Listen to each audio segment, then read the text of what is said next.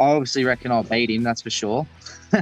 But I think it'll be a very exciting fight for the Gold Coast. I think it will definitely be fight of the night. Like, I couldn't imagine there being a more exciting fight. I think the Stoddart and Frazier fight will be fun, but I think between me and Volar will be much better. First of all, introducing our challenger. Out of the blue corner.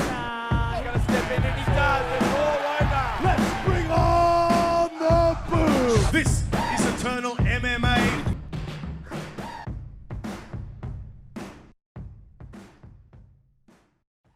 All right, everyone, welcome back, and thank you for joining us here once again on another edition of the Eternal Insiders Podcast, powered by Fight HQ, the official uniform partner for Eternal MMA. And with that, let us welcome in today's guest, CMBT's own. He's right there right now, Christian White Lightning Lapham, kind enough to join us here today ahead of his second pro fight coming up at Eternal 88. Christian, pleasure to have you here, brother. We're only a couple of weeks away now from your second pro fight. A lot of momentum coming into this one, brother, from a fantastic pro win a couple of short months ago. How's the mindset ahead of this one, man? Yeah, it's good. It's just following through, same as always. It's just the only difference between before and now is that when I was amateur, just doing the 3-minute rounds for 3 threes, and now doing 5 threes, which is good. You know, I think not much has changed. My cardio has always been, I've always trained for 5-minute rounds. So I don't think much has changed, really. I think it's all the same. Mindset's the same, because a fight's a fight, you know. It never changes. It's always the same. I get it, man. I mean, I don't personally get it because I don't do this, but I mean, I've spoken enough for you guys now to know what the preparation's like. We've caught you in the middle of a training day here today. So how's the morning sort of started off? Hard rounds already? Is a lot more to come today? What's the day look like for you so far? Yeah. Just finished wrestling this morning, and now I've got 2 more sessions this afternoon. So cruise through during the day, and call it a day after my next 2 sessions. Now you're coming in on some really good momentum, like we said, man. A fantastic pro debut against Joe Brown at Eternal 86. Very mature, very methodical performance across 3 rounds. Largely one-way traffic in that fight. You certainly turned a lot of heads in this middleweight division, brother. I know you were happy with that performance initially. We're a couple of months removed from that one now. Looking back, what are your thoughts on that fight and that performance, man, for your pro debut? Yeah, I thought it was good. He didn't do things that I was expecting him to do. I was expecting him to pressure a bit more, but had to just make things up on the spot. You know, I had to change it around. But that's what you got to do in the heat of the moment when people don't do what you expect them to do. You know, I felt like I handled the situations pretty well. Especially being my pro debut, there's a bit of pressure there, but I felt like I didn't really fall under any of that. I was just kind of in there doing my own thing, you know, just living up to the skill set that I have to show, really, you know, and not succumbing to pressure. I mean, one of the talking points of that fight, man, is like, you're a big dude. Like, you're 6'4". And I mean, you know, Joe Brown, I think it was a 1-inch height advantage over you. Not something we'd probably see too much for you at any stage going forward in your career, someone having a size advantage, but an 8-inch reach advantage too, I believe. I was sort of he had shocked. some big arms. He had some big arms. I was sort of shocked that, you know, watching it live, that he didn't utilize the reach advantage as much as I sort of thought he would. Curious if you had sort of the same thoughts, but it just sort of seemed like, you know, your game plan and the way you executed that, the pace and the footwork, pretty much just sort of nullified that part of his game anyway. Yeah. I mean, once you start punching someone in the face, their whole game changes, you know. Their range changes. They don't want to press forward. I think he just, once I got a few hits on him, he started to rethink things. One of the parts of the game you might have been alluding to that you thought he might have used, I think from memory, Joe, a Sambo practitioner, at least at some point in his career. Were you sort of surprised that that wasn't something he used more in the fight? Yeah, I was expecting him to be a lot more like try and wrestle me, because I didn't think that he would want to try and strike with me. That's why I was expecting him to come and try and take me down, but it didn't seem like he wanted any bar of that until I started to press a bit more forward, and then he just kind of gave up on trying to dodge the punches, you know. There was also a moment opening seconds of round 2, man. If anyone wasn't familiar with your nickname in White Lightning, there was a woman in the opening seconds. I just hear yell out, "White Lightning!" at the start of the second round. I'm sure you've watched the fight back. I don't know if you recall hearing at the time. Who was this? Who was yelling this out? I think she did yell it out in the third round as well. What a moment. Yeah, that's probably my bestest friend, Jenna Williams. Yeah, she's a big supporter. She always at the shows. She loves it. Do you recall hearing that in the moment, or is that something you just sort of saw like when you watched the fight back? Like, what did you hear at that time? Nah, only thing I hear is my corner. I don't hear anything else. There's not anything else I have to hear but my corner. Fair play, man. And on that, I mean, White Lightning, we're getting a bit of an introduction to you because it's your first time on the pod. Where does White Lightning come from? Who coined this nickname for you, mate? It's very fitting. Because I'm originally from Byron Bay, right? And yes. I don't surf whatsoever. So I have no tan. And at the start of my amateur career, my coach used to always pick on me for being super pale. And then when I went out there and I fought under like the bright lights and whatnot, I looked even whiter. So that's where it just came from. I like it, man. And it's stuck ever since. It's very fitting. I mean, even that there was a couple of great nicknames in that fight with you and Jerry Brown, because I think he was the Vanilla Gorilla versus White Lightning. That was, I think as far as a clash of nicknames, man, that was pretty cool. Yeah, it was for the two nicknames to win, you know. You came on at the top in both fashions there, I think, man. I mean, look, just in terms of yourself as a 21, you're still 21 years old. Have you turned 22 yet? I know you were 21 at the time of the fight. Turned 22 in July. 22 in July. Still very young, man. I mean, just like so many great attributes that you have on show already at such a young age. I mean, we see the speed and the power is already there, but, the tools and everything that you have as well, man. I mean, like, super crisp jab. I mean, the footwork and everything that you have there too, like great kicks. Not a lot of telegraph on those kicks, mind you, as well. Some really cool things that we saw in that fight. I think Matt Bones in the commentary booth put it best too, like your footwork and your movement in particular. You kind of move a bit like a lightweight, but you're a 6'4" middleweight. So some really cool attributes and some tools in your game there. How much of these parts of your game do you think attributed to sort of your natural athletic ability versus the influence of your coach, Brent Mumford, former lightweight for Eternal MMA, Brent Mumford? I know he's got a massive influence in your career. How does this all sort of blend together to make up who you are as a fighter? Definitely most of my style comes from Brenton Mumford, that's for sure. The footwork, yeah, definitely him. A lot of it all came because I was a lot more, before I started training with him, I was a lot more spinny and kind of all over the joint. And then he straightened me up and turned me into a bit more of a K1 style. But then once I started to do everything that he taught me, I started to make it my own. And that's why a lot of it, not a lot of it, but some of it does change in the sense of the way I throw my punches and combinations and just do my footwork. It's a bit different, but also same, if you know what I mean. Okay. Sorry, continue, right? But I feel like now becoming a professional, I've excelled as an MMA fighter, not just a one-dimensional fighter. And that's what I was a bit upset about, that I didn't get to display that on my last fight. But who knows? You never know where it leads you in the next one. I mean, it's your pro debut, man. I mean, cut yourself some slack in that one, mate. As far as like a performance for, under the bright lights, like, in a promotion like Eternal MMA on UFC Fight Pass and everything, man. You can't ask for too much more than that. It was an incredible performance. So I very much enjoyed it. Certainly put the middleweight division on notice. Now, how long have you been with CMBT for? I'm not too sure on that one. Since 2020. Okay, yeah, so we're 4 years now. Okay, yeah. And speaking of your coach, man, I mean, he's on record saying that, Brenton believes that you've got all the tools to make it to the very top level of this game, man. It's safe to say that your goals are aligned and you feel the same way. Yeah, 100%. I pretty much, I dropped out of high school to do this full time, and I finished high school in year 10. I bought a caravan and moved outside the gym, and then I made my way to the Gold Coast with Brenton, and now just on a one-way ticket, just trying to make it. There's a bit of a shanty town developing at the front of CMBT, is there? Because your teammate, Taser Malone, I'm pretty sure was in a van out the front of CMBT there for a while. I think he might have a home now. I can't remember, but was there a couple of you guys at the front of the gym there for a while? Nah, there wasn't. Nah, not a whole lot of us. Just some of us that couldn't afford things. had to do that. But yeah, it's just. But for now, I'm just on a one-way ticket. Just want to go full steam ahead. This is essentially my uni degree. A lot of people leave school to go to uni. I left school to take up fighting and get my PhD and punching people in the head.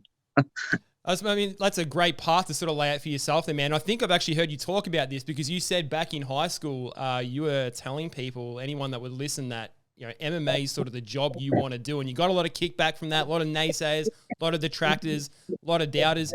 How early did this sort of thing in terms of MMA start for you? Was there other sports that you were sort of playing? Did you start doing any kind of martial arts as a kid? Like, where did the journey start?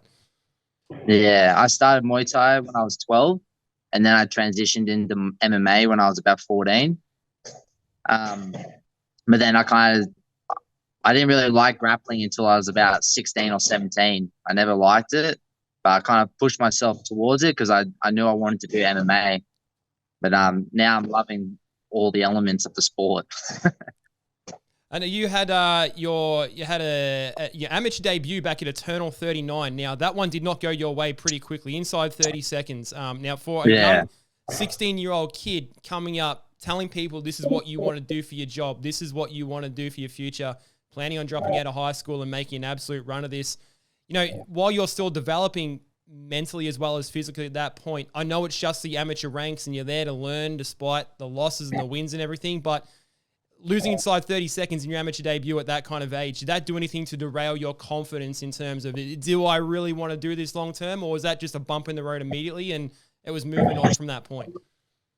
Yeah, it did take a bit of confidence out of me because I was just a young man, really.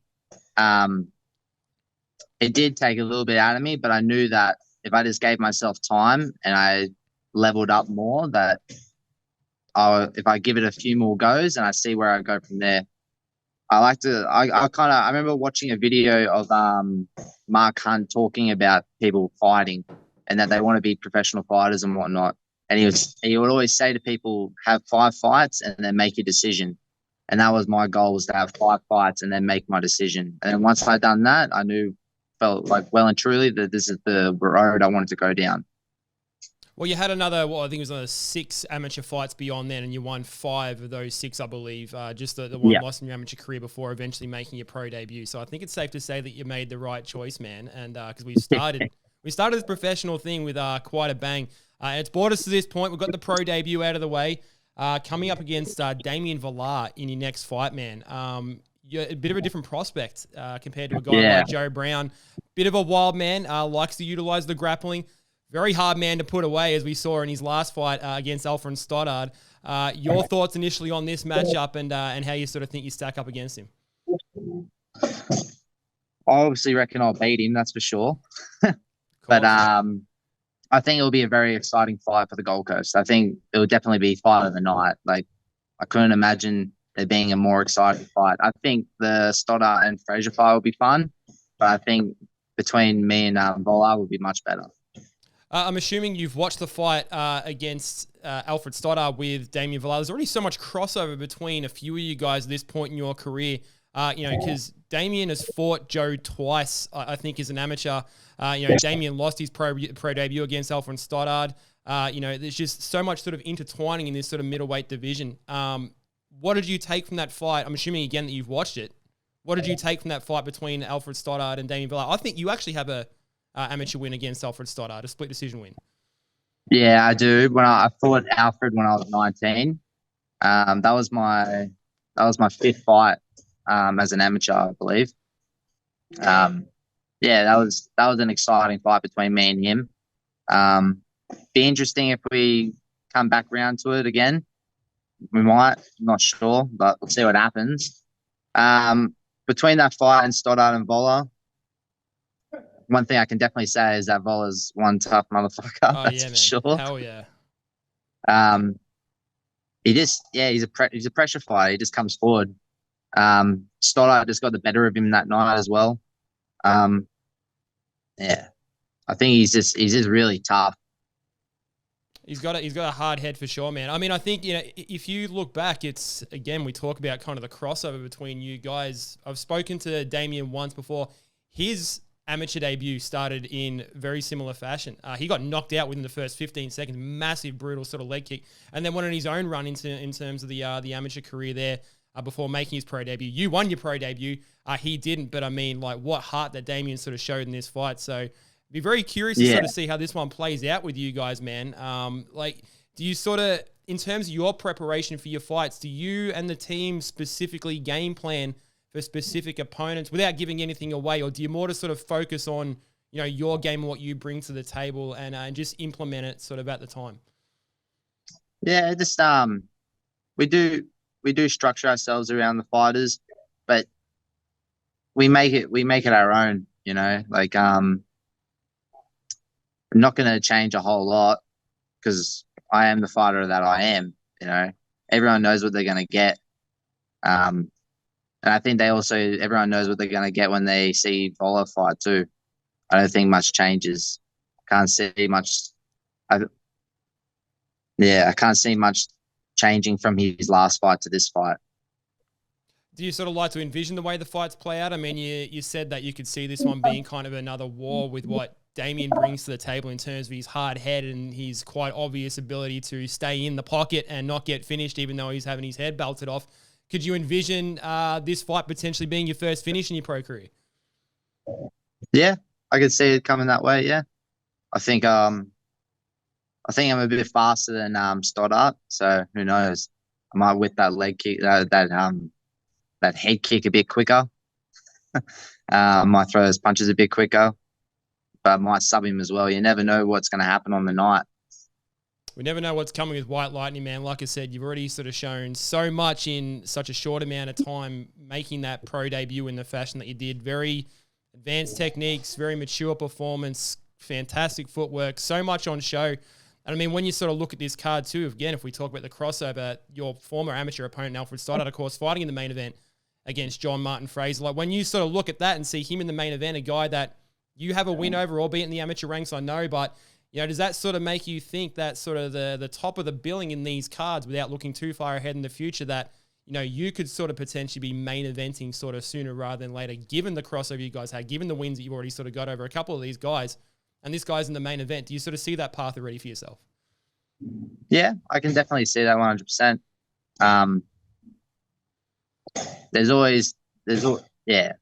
I believe that there's a lot of potential for me to happen, to be main event one day. I'm not sure who it would be against, but I can definitely see myself being main event for something. But I think Stoddart had he was on quite a run there. You know, he's had a number of fights as a pro, and for Volar to fight Stoddart as well for his pro debut, and Stoddart already had 4 or 5 pros. Yeah. I think that's a big jump for Volar to jump in there straight away with someone that's got more experience. But you know, that was then. This is now. You know, I think a lot of the fighters are quite good, but I think I'm better. I love it, brother. I mean, hey, look, if there's one thing that's to be sure, I mean, stay ready, because if we've seen the opportunities that have been afforded to some guys, even though they're young, when they're ready. I mean, you look at a guy like Quillan Soulkill fighting for a belt at just 3-0 in his career. You never know when these opportunities are going to come, man. And with what you're sort of showing early on, with the skills that you got, who knows what sort of the immediate future sort of holds for you beyond this one. Without looking too far ahead of this one, of course, we got to get through this fight. Can I ask, do we get to see the return of the party shirt for this one, man? I love that one. Is it coming back? Is that a special request from Cam again? Are we mixing it up? Yeah. Is the shirt coming back? The people want to know. That's definitely coming back. That's going to be my permanent shirt for all the walkouts. Coming back out to the same song? Or is that a secret? Maybe we don't reveal everything. Nah, it's the same song every time. That's my trademark. I like it, man. Is that I'm assuming that's a play on White Lightning. It's Electric Avenue. Is that how everything's tying in? Yeah, that's how everything's tying in, yeah. I love it. Is this from Superbad, by the way? Because I know that song from Superbad, the movie. Like, I don't know if that's... Nah, it was from Pineapple Express. Oh, yeah, sorry, my bad. Pineapple Express. Same. I'm getting confused with probably the same. Yeah, when he's driving the car. Yeah, man. Wow, fuck. What a laugh that was, brother. I love it. I love it. Well, I got one more for you, man, before I let you go so you can get back to some training now. But, I mean, look, you get through this one, brother, and you'd be obviously 2-0 to start your professional career. Funnily enough, you'd actually be 2-0 against fighters from Adelaide.